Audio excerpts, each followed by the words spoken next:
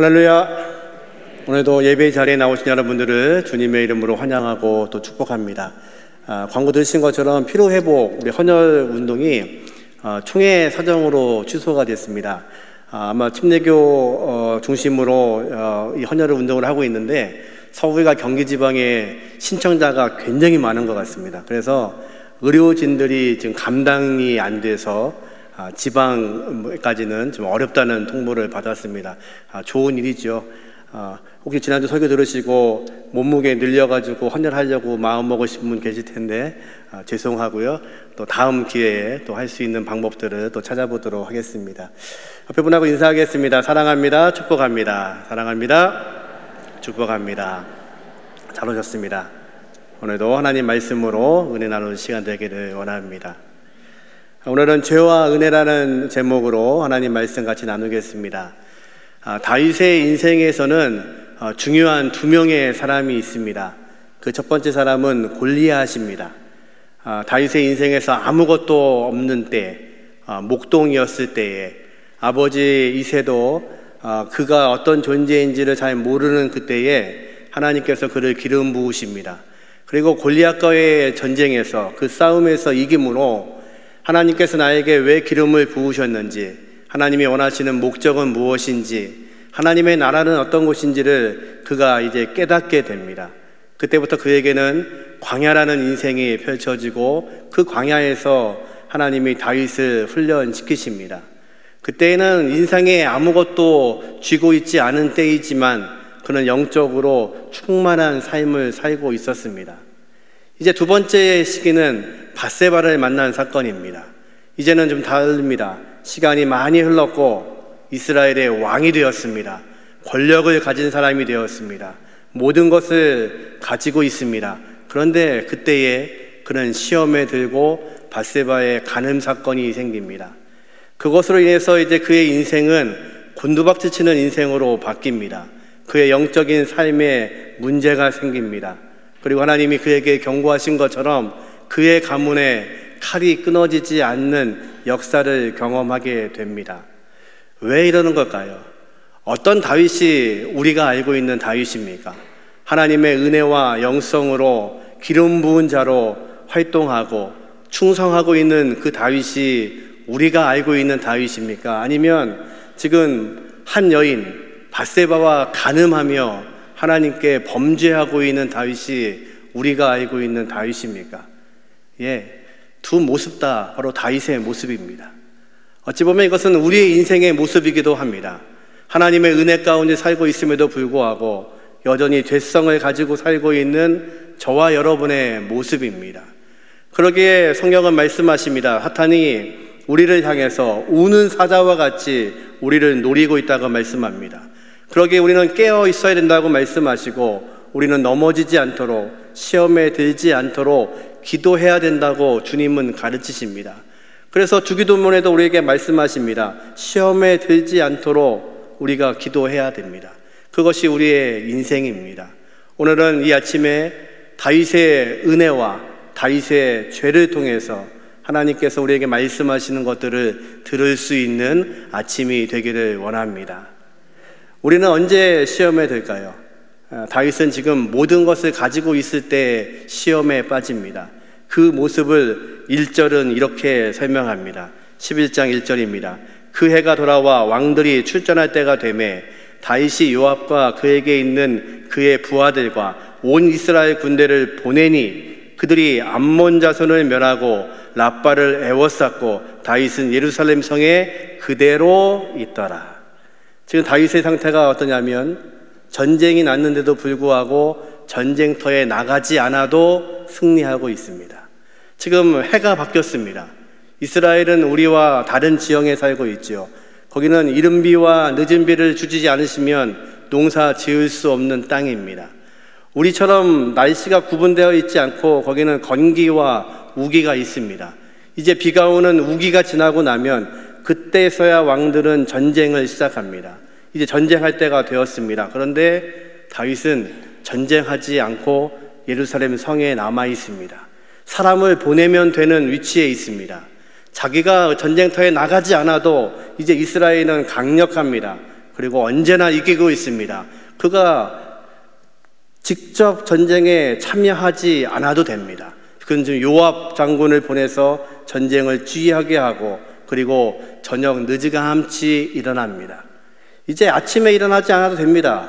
나라가 강건합니다. 내무진들이 화려합니다. 그들이 정치를 잘하고 있고 또 전쟁을 잘 감당하고 있습니다. 그는 늦지감치 일어나서 왕궁의 옥상을 산책하며 시원한 공기를 마셔도 될 만큼 지금 강력한 사람입니다. 근데 본문에 다윗의 가지고 있는 능력을 이렇게 단어로 설명합니다. 그가 보내니, 그는 보내는 사람입니다. 군대도 보내면 됩니다. 이제 옥상을 거니다가 한 여인이 눈에 들어옵니다. 목욕하고 있는데 성경은 심히 아름다웠다고 다윗의 마음을 대변했습니다. 멀리 있는 여인이 아름다워 보입니다. 그러면 어떻게 하면 되냐면 사람을 보내서 누군지 알아보면 됩니다. 지금 다윗은 모든 권력을 가지고 있습니다. 그에게는 힘이 있습니다. 이제는 광야를 헤매던 다윗이 아닙니다. 광야에서는 그가 사울을 피해서 동굴로 숲으로 그리고 광야로 도망 다녔던 영성입니다. 그런데 그때에는 그는 하나님을 찾는 사람이었습니다. 지금은 모든 것을 가지고 있고 내 말 한마디면 군대도 움직일 수 있고 내 말 한마디면 저 사람이 누구인지 알아볼 수 있습니다. 지금 다윗은 그런 위치에 있습니다. 그때 사단이 다윗의 마음에 틈을 두기 시작하십니다. 그리고 이제 그가 사람을 알아봅니다. 3절에 보니까 다윗이 사람을 보내 그 여인을 알아보게 하였더니 그가 아뢰되 그는 엘리암의 딸이요 햇사람 우리아의 아내 밧세바가 아니니까 하니, 예, 소식을 전해왔습니다. 능력이 있죠? 저 사람 누군지 알아봐라. 그랬더니 당장 알아왔습니다. 그런데 그 사람이 바로 햇사람 우리아의 아내입니다. 지금 거기에서 다윗은 멈춰야 됩니다. 왜냐하면 지금 그 여인은 누구이냐면 지금 다윗을 대신해서 전쟁터에 싸우고 있는 햇사람 우리아입니다. 햇사람이니까 지금 이스라엘 백성이 아닙니다. 가나안 족속입니다. 그런데 그가 귀하에서 지금 다윗을 위해 싸우고 있습니다. 더 나아가서 이스라엘 전능하신 하나님과 함께 싸우고 있는 장군입니다. 그러면 다윗은 멈춰야 됩니다. 그 여인을 취한다는 것은 도덕적으로도 옳지 않고 그리고 인간적으로도 해서는 안 되는 일입니다.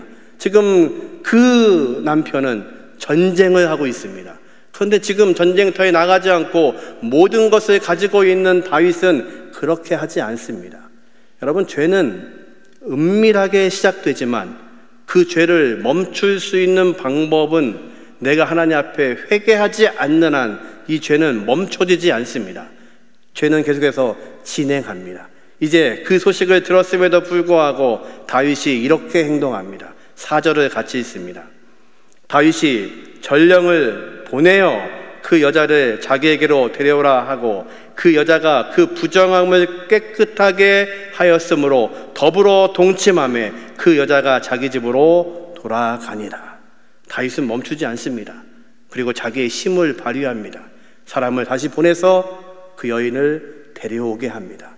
그런데 문제는 본문에 이렇게 기록되어 있습니다. 그 여인이 지금 부정함을 깨끗하게 하였으므로, 그 여인이 지금 하고 있는 목욕은 다른 목욕이 아니라 부정함을 씻는 목욕입니다. 레위기에 있는 것처럼 유출병이 있는 사람, 또한 여자들이 매달 하고 있는 생리를 마치고 나면 생리를 끝날 수 있게 될 때에 자신의 몸을 씻는 것, 그래서 하나님 앞에서 내가 정결해졌음을 알리는 의식이었습니다. 그것은 일반 목욕이 아닙니다. 이 이야기는 무슨 얘기냐면 여인이 생리를 마치고 나면 그 여인과 관계를 가져도 임신하지 않습니다. 지금 가임기가 아니란 얘기입니다. 성경은 그것을 기록합니다. 그 여인이 부정함을 깨끗하게 하였으므로 더불어 동침함에 그 여자가 자기 집으로 돌아가더라. 다윗은 죄성이 바로 그것입니다. 지금 모든 것을 알고 있습니다. 이 여인을 취하여도 문제가 되지 않습니다. 그리고 취할 수 있는 능력이 있습니다. 그리고 내 말 한마디면 그 여인이 올 것입니다. 그리고 아무도 모르는 일입니다. 그리고 흔적도 남지 않을 것입니다. 그런데 다윗이 기억하지 못한 것이 하나 있습니다. 바로 하나님의 엄밀하신 눈을 피하지 못한다는 것을 잊고 있습니다. 5절의 말씀입니다. 같이 읽습니다. 그 여인이 임신함에 사람을 보내 다윗에게 말하여 이르되 내가 임신하였나이다 하니라. 놀라운 것은 임신할 수 없는 기간임에도 불구하고 하나님께서 밧세바의 태를 여셨습니다. 그리고 그 죄의 흔적을 남겨놓으셨습니다. 놀라운 것은요, 다윗은 지금 사람들을 보낼 수 있는 능력이 있습니다. 군대도 그냥 말만 하면 보낼 수 있습니다. 저 사람이 누군지 알아보라고 하면 금방 알아볼 수 있습니다. 저 여인을 내게로 데려오라고 하면 그렇게 할 수 있는 능력이 있습니다. 그런데 재밌는 것은 밧세바가 이번에는 사람을 보냅니다. 그리고 그의 내용이 내가 임신했습니다. 이 이야기는 무엇입니까? 그는 지금 정결함을 깨끗게 하는 의식을 치른 상태였기 때문에 나는 간음했는데, 나는 그 여인을 범했는데, 하나님은 말씀하시는 겁니다. 그 여인의 태를 열어서 임신하게 하였고, 이 이야기는 당신이 죄를 지은 것, 하나님 앞에 범죄한 흔적이 내 몸에 남았습니다라는 뜻입니다. 이제 다윗은 하나님 앞에 엎드려야 됩니다. 그런데 다윗은 그렇게 하지 않습니다. 저와 여러분이 아는 그 다윗이라면 이 순간 하나님의 음성으로 들어야 됩니다. 하나님은 때때로, 아니요, 대부분의 일을 사람을 통해서 말씀하십니다. 이 밧세바가 보낸 이 전령은, 밧세바가 전해온 이 소식은 바로 하나님의 음성입니다. 아무도 모를 줄 알았는데, 완전 범죄인 줄 알았는데 하나님이 보고 계셨다는 것입니다. 저와 여러분의 문제는 무엇입니까? 어쩌면 우리는 이 광야의 코로나 기간을 통해서 많은 것들을 상실하고 우리의 힘이 없어서 고민하고 있는지 모릅니다. 근데 어쩌면 그것이 하나님 앞에서 은혜인지 모릅니다. 다윗은 모든 것을 가졌습니다. 이제 그의 힘은 대단한 능력을 갖고 있습니다. 말 한마디면 다 부를 수 있습니다. 그런데 지금 그는 범죄함에 빠지고 있습니다. 어쩌면 그는 광야에서는 그렇게 하지 않았습니다. 아무것도 잊지 않았고 머리 둘 곳이 없어서 돌베개를 베고 잘 수밖에 없는 광야에서는 그의 영성이 하나님을 바라보고 있었습니다. 혹시라도 우리의 삶 가운데 상실되고 없어진 것들 때문에 여러분 두려워하시고 염려된다면 어쩌면 그것은 하나님만 바라볼 수 있는 은혜인지도 모릅니다. 저와 여러분의 은혜가 거기에 있기를 주님의 이름으로 축원합니다. 다윗의 죄의 문제는 이제 발전하기 시작합니다. 여러분, 죄의 속성은 뭔지 아십니까? 처음에는 은밀하게 시작됩니다. 근데 그 죄를 덮기 위해서는 더 많은 죄가 확산되어 버립니다. 이 다윗의 계획은요, 우리아를 다시 데려오면 됩니다. 요압에게 편지를 보내고 전령을 보내고 보낼 수 있는 사람이니까요. 우리아를 오라고 합니다. 휴가를 줍니다. 그럴 수 있습니다. 그리고 말합니다. 전쟁터는 어떻게 진행되고 있는가? 그리고 말합니다. 아내와 함께 더불어 즐거운 시간을 가지라고 휴가를 줍니다. 그런데 우리아가 그 아내와 동침하지 않습니다. 그 소식을 들은 다윗이 그 이유를 묻습니다. 이제 우리아가 말합니다. 11절 우리 천천히 같이 읽으면서 우리아의 영성을 같이 배우기를 원합니다. 같이 읽습니다. 우리아가 다윗에게 이르되 언약궤와 이스라엘과 유다가 야영 중에 있고 내 주 요압과 내 왕의 부하들이 바깥들에 진치고 있거늘 내가 어찌 내 집으로 가서 먹고 마시고 내 처와 같이 자리이까? 내가 이 일을 행하지 아니하기로 왕의 살아계심과 왕의 혼의 살아계심을 두고 맹세하나이다 하니라. 아멘. 우리아의 영성입니다. 그럴 수 없습니다. 우리는 지금 전쟁 중에 있습니다. 전쟁터에 있습니다. 하나님의 언약궤가 그 전쟁터에 가 있습니다. 그러기에 이스라엘 전쟁은, 이스라엘 군인들은 단순한 군인이 아닙니다. 하나님의 언약궤와 함께하는 하나님의 전쟁, 성전을 싸우고 있는 것입니다.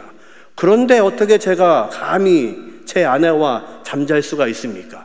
내 용사들이 지금 들에서 노숙하고 있는데, 하나님의 언약궤가 노숙하고 계시는데 어떻게 내가 이럴 수 있습니까? 여러분, 이 얘기가 우리가 지금까지 했던 다윗의 영성이었습니다. 기억하시지요? 그 광야에서도 하나님을 의지했던 다윗의 영성입니다. 한 번은 예루살렘 성전 앞에서 전쟁을 치르고 있는데 다윗이 혼잣말을 합니다. 저 예루살렘 내 고향, 저 성전 옆에, 성문 옆에 우물이 하나 있는데 그 샘물은 참 시원한데, 그 말을 듣고 용사 몇 명이 목숨을 걸고 그 물을 떠옵니다.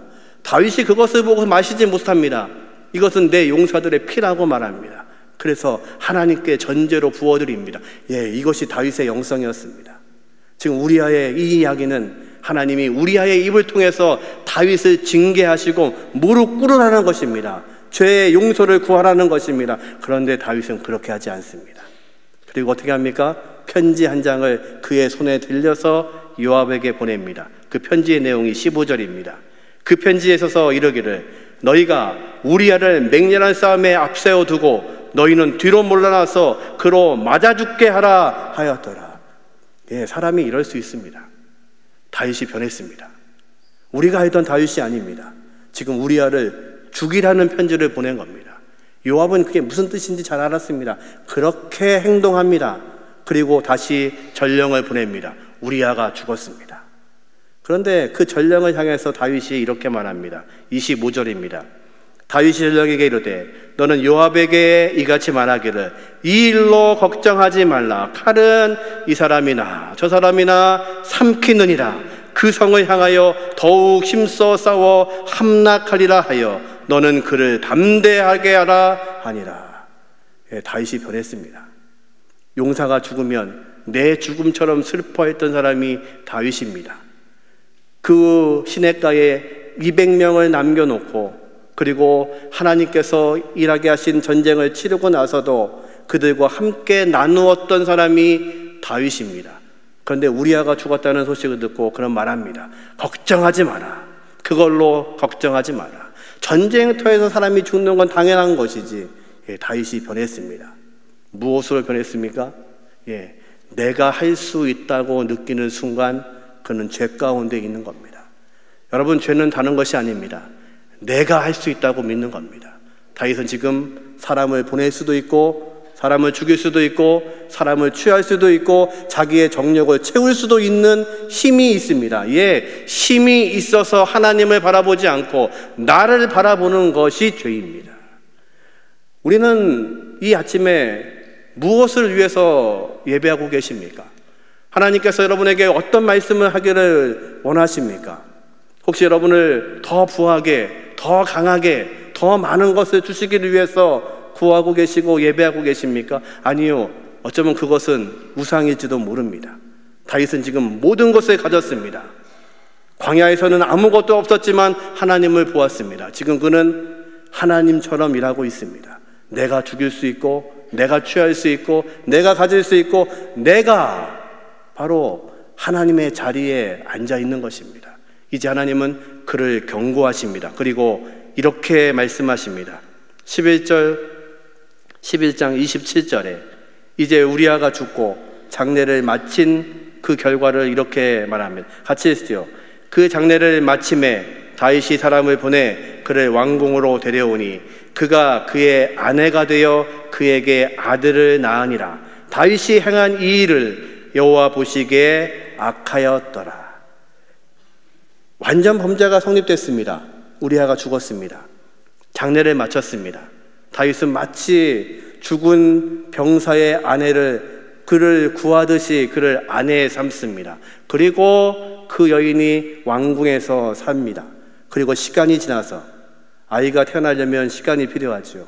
시간이 지났습니다. 한 10개월 지난 후에 아이를 낳고 그 아이를 품에 안고 다윗이 있습니다. 지금 27절은 한 절이지만 1년이 지나간 겁니다. 그런데 문제는 하나님이 말씀하지 않으십니다. 하나님이 경고하지 않으십니다. 여러분 생각해 보십시오. 지금 다윗의 영성이라면 이 1년 동안 하나님 앞에 어떤 마음으로 예배했을까요? 그런 성소에 나가서 여전히 하나님께 예배했을 것입니다. 그런데 그는 지금 범죄한 상태입니다. 하나님이 그를 보시기에 악하다고 말씀하십니다. 그런데 하나님과의 관계가 끊어져 있는 그 1년 동안의 시간 속에서 하나님은 말씀하지 않으십니다. 이게 지옥입니다. 이게 진짜 광야입니다. 다윗이 경험했던 그 광야는 은혜의 시간이었습니다. 사울이 여전히 따라오고 있고 죽을 고비를 넘기고 있지만 하나님을 바라보기 때문에 그는 아무것도 소유하고 있지 않아도 하나님을 찬양할 수 있었습니다. 근데 지금은요, 모든 것을 가지고 있음에도 불구하고, 그리고 모든 것을 마음대로 할 수 있음에도 불구하고, 하나님이 그를 누르고 계심에도 불구하고, 그의 예배가 바뀌었음에도 불구하고, 예배의 기쁨을 잃어버렸음에도 불구하고 여전히 하나님 앞에 엎드리지 못하고 있는 지금 이 시점이 그에게는 지옥이고 광야입니다. 어쩌면 저와 여러분이 그런 모습일지 모릅니다. 하나님은 우리의 죄악에 대해서 물으십니다. 우리는 지금 사순절 기간 주님의 십자가를 따라가고 있습니다. 십자가를 묵상한다는 것은 무엇입니까? 저와 여러분의 죄에 대해서 고백하고 죄에 대해서 생각하는 시간입니다. 성경은 말합니다. 그가 하나님 보시기에 악했더라. 마태복음 1장에는 예수 그리스도의 족보가 등장합니다. 그 족보가 이렇습니다. 이새가 다윗 왕을 낳았고 다윗은 우리아의 아내에게서 솔로몬을 낳았더라. 밧세바라고 이야기하지 않습니다. 그 여인이 바로 다윗의 아내라고 성경은 기록하지 않습니다. 그는 우리아의 아내에게서 솔로몬을 낳았다고 말씀하십니다. 왜 다윗의 족보에 우리아가 기록되고 있을까요? 지금 하나님은 말씀하시는 겁니다. 우리의 죄에 대해서 면밀하게 기록하시는 것입니다. 다윗의 순종하지 못함을, 다윗의 범죄함을, 다윗의 간음함을 그렇게 성경은 기록하고 있습니다. 저와 여러분에게 은혜는 무엇입니까? 오늘도 여전히 하나님께서 우리를 찾고 계시다는 것입니다. 그러게 우리는 이 시간에도 시험에 들지 않도록 깨어 계셔야 됩니다. 그리고 기도하셔야 됩니다. 내가 하나님의 자리에 서지 않도록 여전히 부단히 우리는 주님의 십자가를 바라보아야 됩니다. 이제 1년이 지난 시점에 하나님은 나단을 통해서 그에게 말씀하십니다. 나단이 이렇게 설교합니다. 왕이시여, 어느 집에 가난한 사람이 있습니다. 이 집에는 양 한 마리밖에 없습니다. 그런데 그 양을 얼마나 사랑하는지 자기의 딸처럼 키우는 사람이 있습니다. 옆집에 부자가 있습니다. 소도 많고 양도 많습니다. 그런데 그 집에 손님이 왔는데 이 가난한 집에 한 마리밖에 없는 양을 잡아서 손님을 대접했습니다. 어찌하면 되리까?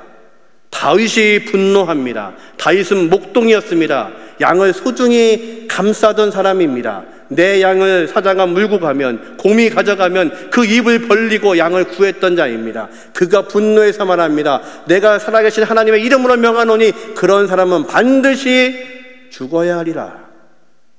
나단이 말합니다. 예, 그 사람이 바로 당신입니다. 여러분, 죄는 무엇입니까? 누구의 이야기가 죄가 아닙니다. 옆집 사람의 이야기, 어느 부자의 이야기, 그 사람의 죄가 아닙니다. 나단이 말하는 것처럼 예, 그 사람이 바로 당신입니다. 나와 여러분이 바로 하나님 앞에 서야 되는 것입니다. 죄의 문제는 누구의 문제가 아니라 나의 문제이고 여러분의 문제입니다.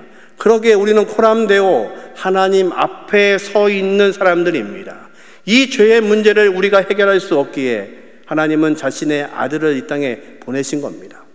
이제 다윗이 고백합니다. 12장 13절입니다. 다윗이 나단에게 이르되 내가 여호와께 죄를 범하였노라. 예, 하나님이 원하신 게 이겁니다. 그의 자백입니다. 죄는 1인칭입니다. 예, 누구의 죄가 아니라, 우리의 죄가 아니라 나의 죄입니다. 예, 제가 죄를 지었습니다. 제가 범죄했습니다. 아마도 그는 그 시간 동안에 하나님의 놀라우신 손을 경험했을 겁니다. 시편 32편에는 이렇게 기록합니다. 하나님이 주야로 나를 누르시는데 내가 여름 가뭄의 마름처럼 되었나이다. 예, 하나님이 그를 누르고 계셨습니다. 그것은 왜요? 회개하라는 것입니다. 죄의 문제를 내놓아야 하나님이 은혜를 베푸실 수 있습니다. 그가 또 고백합니다. 시편 51편에 나에게 정직한 영을 허락하여 주옵소서. 성령이 내게서 떠나지 않게 하여 주옵소서. 아버지 하나님, 나를 우설초로 깨끗게 하여 주옵소서. 예, 하나님이 원하시는 게 바로 이것입니다. 이것을 위해서 자신의 아들을 이 땅에 보내신 겁니다. 어쩌면 우리는 다윗처럼 이렇게 범죄하고 살고 있는지 모릅니다. 내가 주인이 되어서 내가 하나님을 섬긴다고 하고 있음에도 불구하고 여전히 내 욕심, 내 욕망으로 삽니다. 내 마음대로 삽니다. 내가 하나님이 되어서 내가 다 할 수 있습니다. 다 할 수 있습니다. 근데 하나님이 보고 계십니다. 그것이 죄입니다. 이 아침에 우리는 그 하나님 앞에 서셔야 됩니다. 나단이 바로 그 사람이 당신입니다. 그 외침에 여러분이 마음에 못이 박히셔야 됩니다. 나와 여러분을 위해서, 아니 나를 위해서 주님이 십자가에서 죽으셨습니다. 빌라도가 예수님을 심판합니다. 그리고 신문하지만 그에게서 죄를 찾지를 못합니다. 그래서 매질을 합니다. 그리고 말합니다. 내가 이 사람에게서 죄를 찾지 못해노라. 그리고 매질해서 내어놓겠다고 이야기합니다. 백성들이 반발합니다. 그럴 수 없다는 것입니다. 이제 빌라도가 많은 백성들 앞에서 주님을 세워놓고 말합니다. 내가 말한 사람이 바로 이 사람이다. 죄가 없는 이 사람이다. 어찌할까? 백성들이 말합니다. 십자가에 못 박으소서. 예, 그 죄성 때문에 하나님은 자기 아들을 십자가에 내어놓으셨습니다. 지금 나단은 다윗을 하나님 앞으로 초대하고 있는 것입니다. 그가 범죄한 사실을 고백함으로 하나님의 은혜를 경험하게 하기 위함입니다. 예수님은 지금 죄 없으신 분이 모든 백성들 앞에 서 계십니다. 그들의 죄를 위해서이십니다. 그리고 그 십자가를 지시고 십자가의 수치를 당하십니다. 저와 여러분이 당해야 될 수치입니다. 저와 여러분의 부끄러움입니다. 다윗의 죄가 드러났습니다. 부끄럽습니다. 예, 그 부끄러움이 저와 여러분의 부끄러움이어야 되는데 우리 주님이 대신 십자가에서 죽으심으로 그 부끄러움을 감당하셨습니다. 그것이 은혜입니다.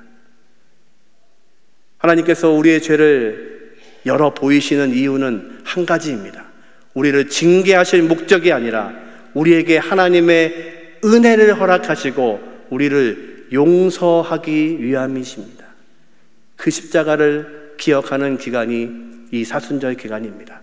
우리는 다음 주에 종려주일을 맞게 되고 또 고난주간을 맞게 되고 또 부활의 아침을 우리는 기다립니다. 은혜는 바로 거기에 있습니다.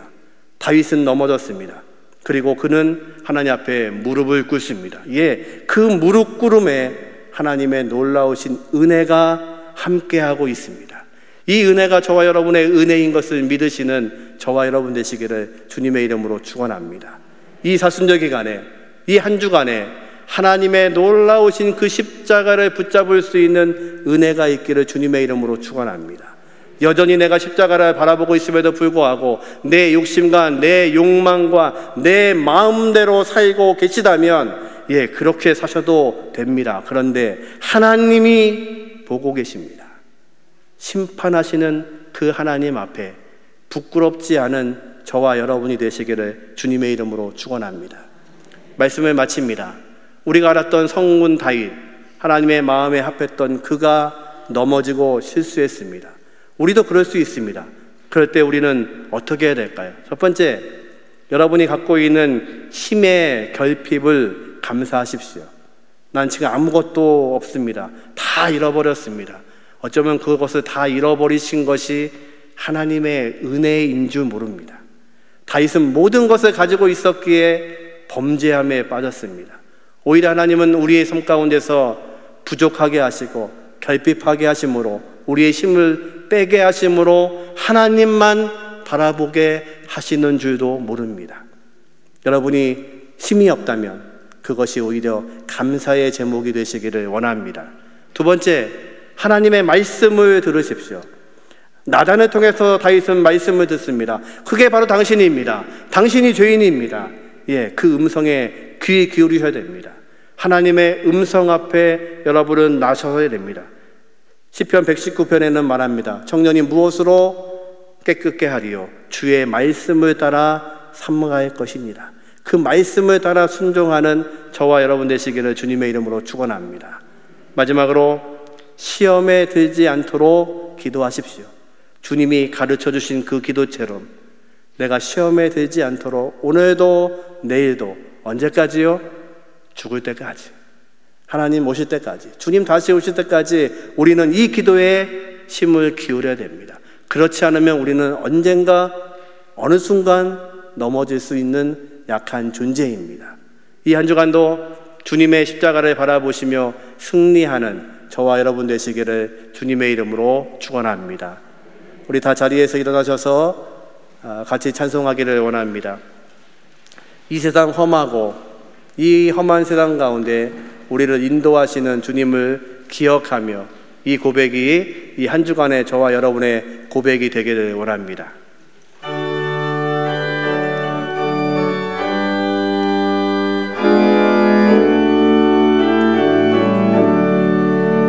이 세상 험하고 나 비록 약하나 늘 기도 힘쓰면 큰 권능 얻겠네.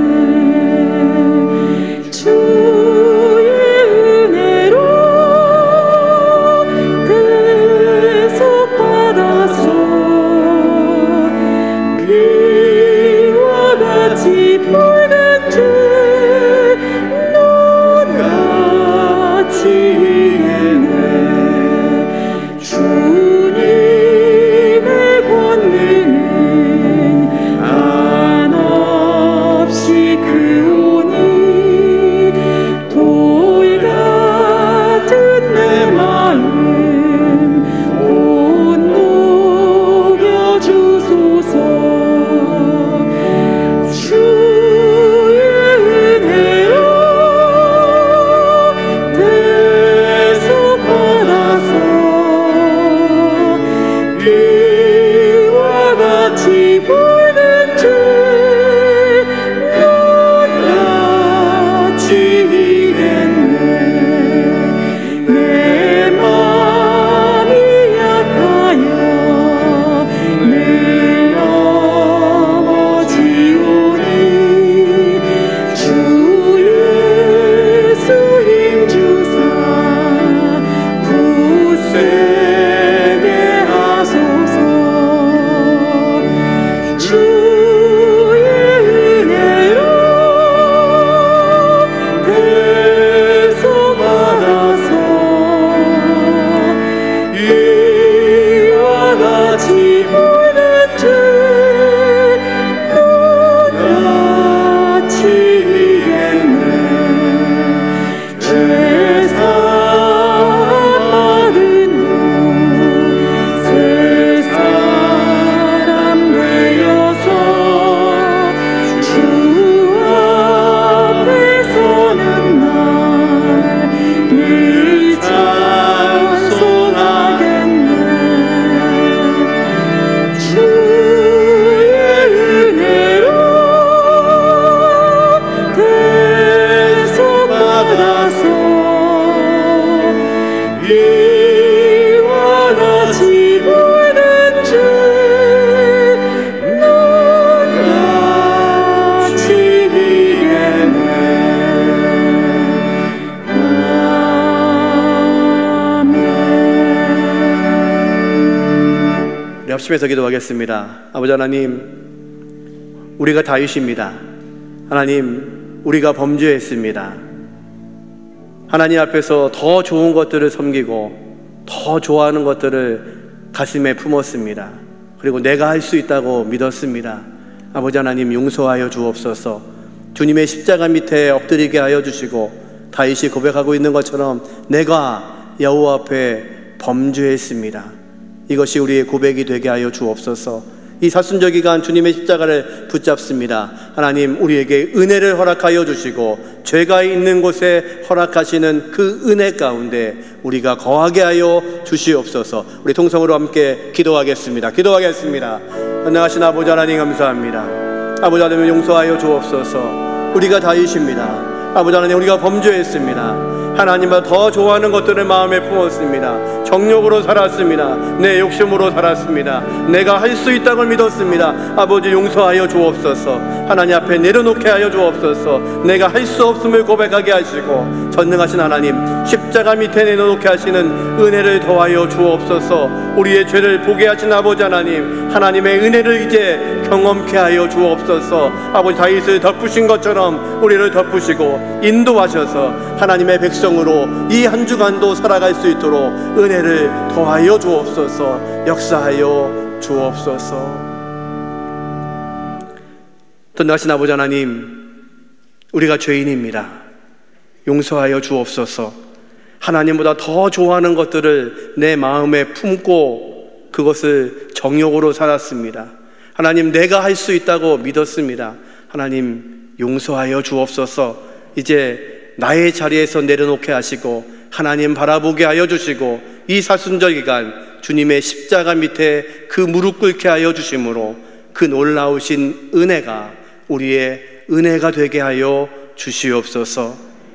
지금은 우리 주 예수 그리스도의 은혜와 아버지 하나님의 극진하신 사랑하심과 성령님의 내주 역사하심이 이제 십자가를 붙들고 살아가기 원하고 내가 죄인인 것을 깨닫고 그 은혜를 구하는 각 사람들 머리머리 위에 지금부터 영원토록 함께 하시기를 예수님의 이름으로 간절히 축원하옵나이다.